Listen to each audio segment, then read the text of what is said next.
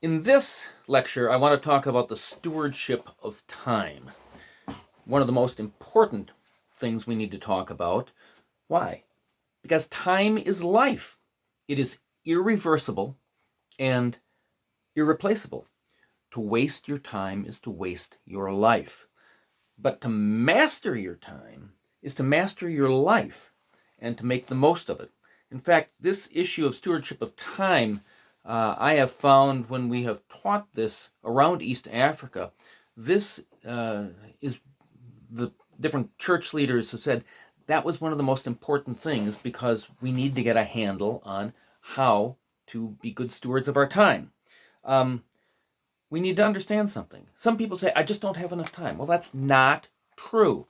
Everybody in the world has exactly the same amount of time. We have all the time there is, 24 hours per day, 168 hours per week, 8,736 hours per year. And the way we spend it is how we spend our life. The Bible makes clear that time is fleeting. We're compared to a vapor. And when Christ came the first time, that ushered in the last days. We are all living in the last days. Now, we've been in the last days for the last 2,000 years. In fact, in 1 John 2, verse 18, two times the Apostle John says, we're in the last hour. Now, he wrote that almost 2,000 years ago. The last days will continue until Christ comes again. We don't know when that will be. But the point is that time is important. It could end at any time. And our life could end at any time. I mean, there are no guarantees. We could get killed in a car crash. Something could happen, some accident. You get some disease you didn't think you had, and that's it. Now, we hope that doesn't happen. But the fact is, even if we live a full life expectancy, it will be over sooner rather than later.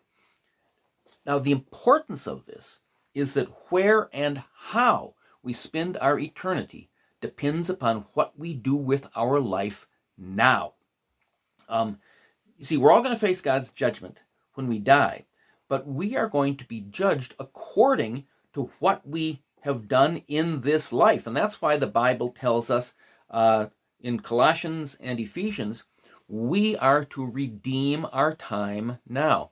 In the first lecture in this series, I talked about the fact and quoted and cited three of Jesus's parables, which make clear that at the final judgment, everything in our life is going to be subject to judgment. I mean, Jesus in one place says, what's whispered, in the secret is going to be shouted from the rooftops. What's done in the darkness is going to be exposed to the light. So everything, what kind of a steward are we? Because everything about what we have done is going to be the subject of our judgment. Now, we need to look, therefore, at some basic principles of time management. Being successful does not make you manage your time well, but managing your time well makes you successful. Now, the issue we need to constantly keep before us is not how much time do I have left, but what am I doing with the time that I have left? Now, redeeming our time and managing our time well is largely related to establishing and maintaining proper priorities for the use of our time. You see, with respect to our priorities, we need to be asking ourselves such basic questions as this. What one thing could I do that if I did it on a regular basis would make a tremendous positive difference in my personal life? Or what one thing in my ministry or my business or my professional life would make a tremendous difference? Or what one thing in my spiritual life would make a tremendous difference? You should ask, what should I start doing right now in light of my past experiences, my current circumstances, and my future hopes and dreams? What should I stop doing in light of my past experiences, my current circumstances, and my future hopes and dreams? Now, with respect to any of our activities, we also need to be asking ourselves such questions as, why am I doing this? What's the goal? Why am I doing what I am doing? What will happen if I choose not to do it anymore? Is this the right thing to do? You know, we should concentrate on doing the right things and doing them adequately. And what is the wise thing for me to do in light of my past experience, my current circumstances, and my future hopes and dreams? Now, we said in the last lecture that failing to plan is planning to fail. And nowhere is that more important than in the stewardship of our time. And so we need to plan. We talked about that some in the last lecture, but when we are planning what we're doing, we need to begin with the end in mind. So often we get bogged down in details, and, we need to have a vision of what we want to accomplish, and how is what I'm doing now leading to accomplishing that goal. We need to have a clear goal, or we will never achieve it. And so we need to put first things first. We need to organize and execute our lives around our priorities. And so one writer who's written a lot on time management says this. He says, if you were to fault yourself in one of three areas, which would it be? Number one, the inability to prioritize. Number two, the inability or desire to organize around those priorities. Or number three, the lack of discipline to execute around those priorities and to stay within your priorities and organization. Now, he went on to say that most people say their main fault is lack of discipline. But he said, on a deeper thought, I believe that's not the case. The basic problem is that their priorities have not become deeply planted in their hearts and minds.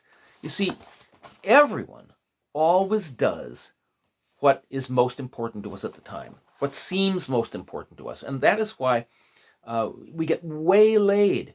That's why we need to plan. And the best way for planning is, all of us to one degree or another have a daily plan, but planning also needs to be done on a weekly and a larger basis as well as daily. Because, the year, our life goes essentially in a series of weeks. We count by weeks. And the key to effective time management is organizing our life on a weekly basis. We can still adapt and prioritize on a daily basis, but the fundamental thrust of organizing is the week. And that provides us a greater, weekly planning provides us a much greater balance and context than daily planning.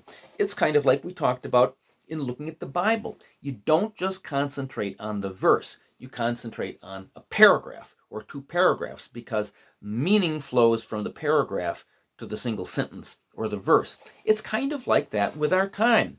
The week provides the context for the daily activities, and so we can see what we need to get done. For example, today, when I'm home, I spend most of my time researching and writing and doing other things relating to equipping church leaders East Africa. Now, I knew that this morning I had two things that I had to get done this morning.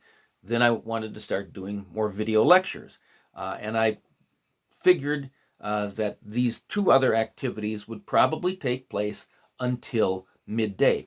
And they did, which now frees me up in the afternoon to start doing this. But I know that I haven't mapped out exactly how many lectures I'll be doing for this course, but it will take the balance of the week. But I keep going because you do a little bit every day with the end in mind. That will prove to be far more valuable than doing a big block of things on one day and then skipping a few days. Smaller doses in increments on a regular basis will get the job done and get it done better. Because I know after this, I have another book that I need to do a series of video lectures on, and it's a lengthy book. And so, given my time constraints and then other things I want to accomplish, start working on new books, I want to get this one done this week. And I know that I have to set aside the time to do this, but if I didn't have that plan in mind, it wouldn't get done. Now, the problem is, or insofar as our priorities are concerned, perhaps one of the most important things is we need to distinguish the important from the urgent and maximize the time we spend with important things, because there's something called the tyranny of the urgent. See, the great danger in time management is letting urgent things crowd out important things. Urgency speaks to our sense of time. Important things appeal to our sense of value or worth. Something that's urgent, it's like a dog or something barking at you right now. I need to be taken care of right now. Right now, you have to do this. I mean, for example, the telephone rings, and most of us, we pick it up and talk. I mean, we've been doing something important. Well, I have a landline here in my home, and on your mobile phone, you have voicemail. If you look and see who's calling, most of those calls are not important. Let it go to voicemail if you're in the middle of something important. You can always call back, because the problem is if you start talking and chatting, you're going to forget your train of thought and so on and so forth. It's the urgent is crowding out the important. See, importance has to do with results. If something is important, it contributes to your mission, your values, and your priorities. We also need to act as opposed to react. We react to urgent things, but important matters, they're more proactive. Now, in the book on stewardship, and in the section on stewardship of time, we have what's called the time management matrix. What's a matrix? Well, it's 4 quadrants. On the top, we have urgent and then not urgent. And then on the left side, we have important and not important. In other words, quadrant 1 are things that are both urgent and important. Crises, pressing problems, deadline-driven projects. Quadrant 2 are things that are not urgent but are important. Things like planning, relationship building, execution of your plans and goals, prevention of problems, maintenance activities, recognizing new opportunities. Quadrant 3 are things that are urgent but not important. Things like interruptions, some calls, some mail, some meetings, popular activities. And quadrant 4 are things that are not urgent and not important. Trivia, busy work, some mail, some calls, pleasant activities, time-wasting activities.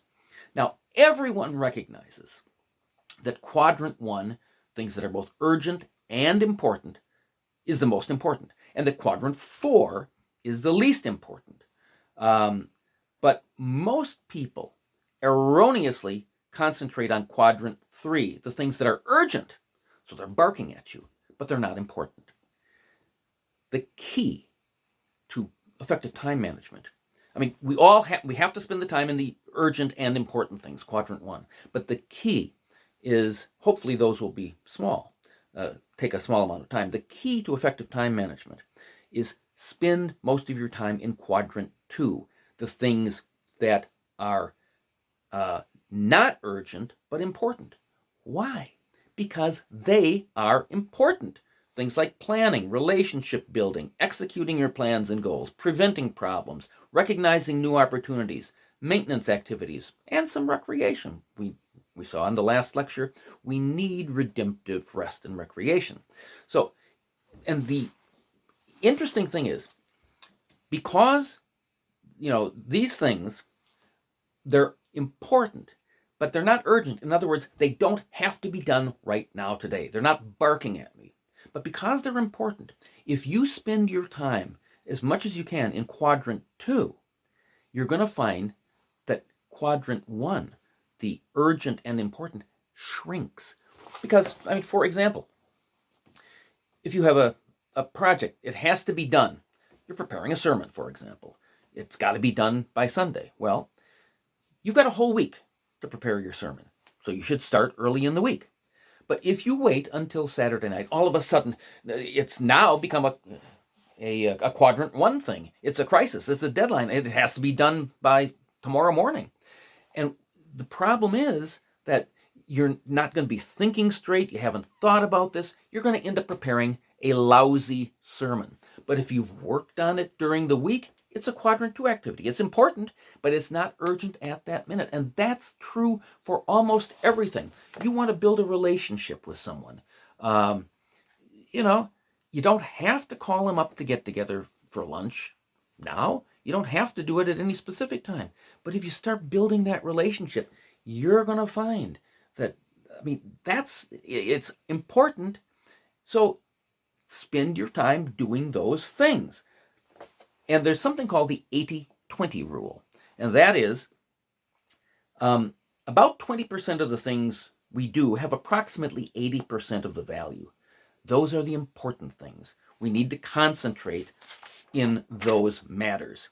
Now, we need to be able to delegate where it's possible, because nobody has the time, the energy, the brains to do everything himself or herself. And most employees or people in subordinate positions want the responsibility delegated to them so they can prove how good they are. We need to know how to delegate. There's some basic principles. It's called stewardship delegation. Now, stewardship delegation focuses on the results, not the methods. In other words, what we need to do is be very clear with the person. You're going to delegate some responsibility. Create a clear mutual understanding of what needs to be accomplished, focusing on what is to be done, not how. Focus on the results, not the methods. And clarify your expectations. You need to have the person to whom you're delegating responsibility give him a specific assignment and indicate the specific date and time when it needs to be completed. You can give it to him in writing. Just make sure that it is clear, because you see, how he does it, that's up to him. You should not be peering over his shoulder. You've delegated it to him.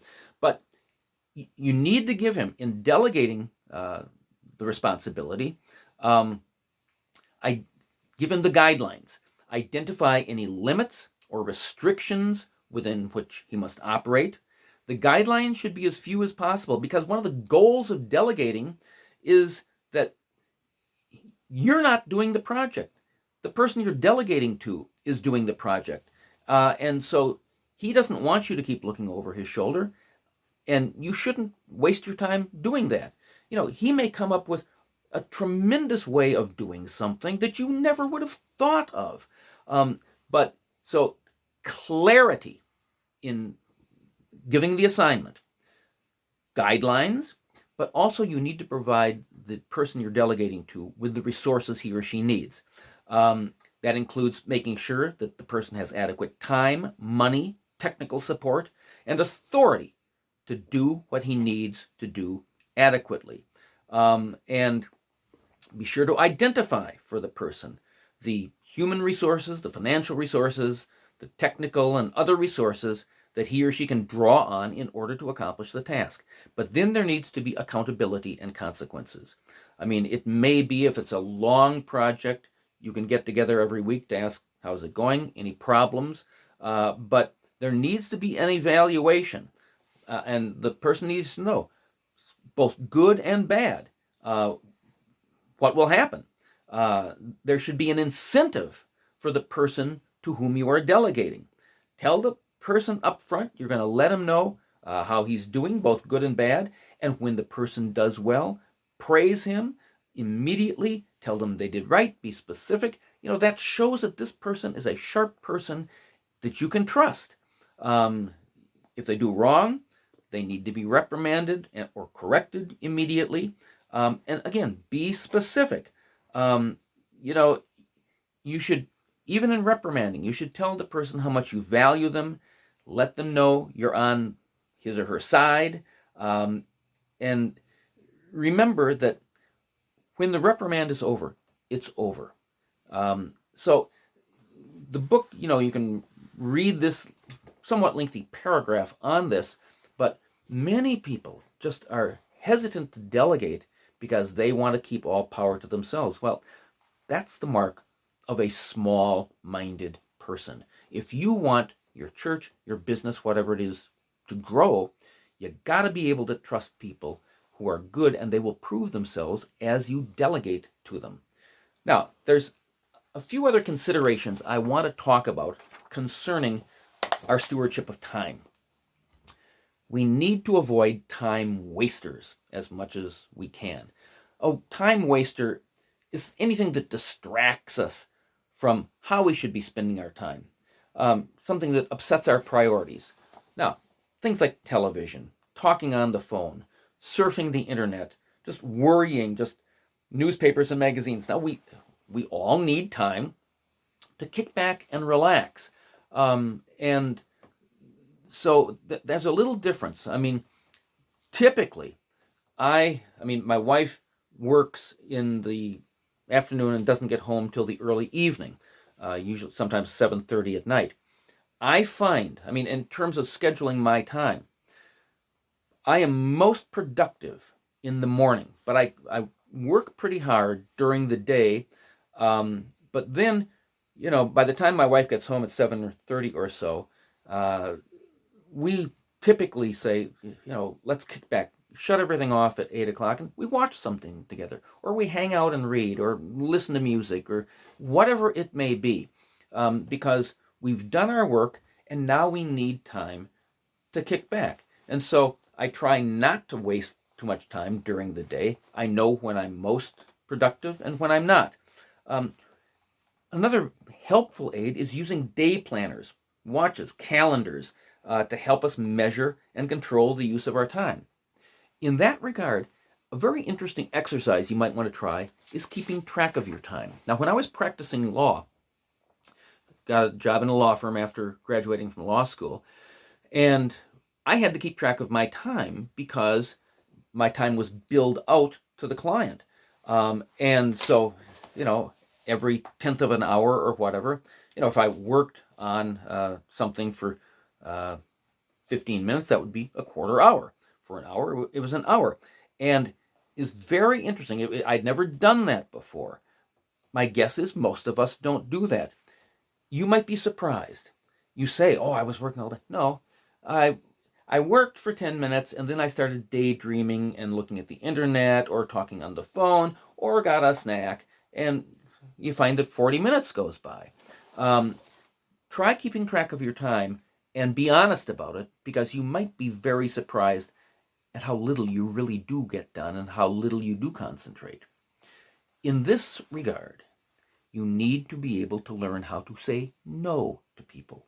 Particularly if you're a pastor or in church leadership, people are always barking for you, always wanting you to do things for them, and you're very afraid to say no because you're afraid they will leave the church. Well, some of those demands might simply be unreasonable. And, this needs to be discussed. Your people and you, there needs to be clear and reasonable expectations about how the pastor is going to spend his time. Other people should be doing things. It shouldn't be all in your hands.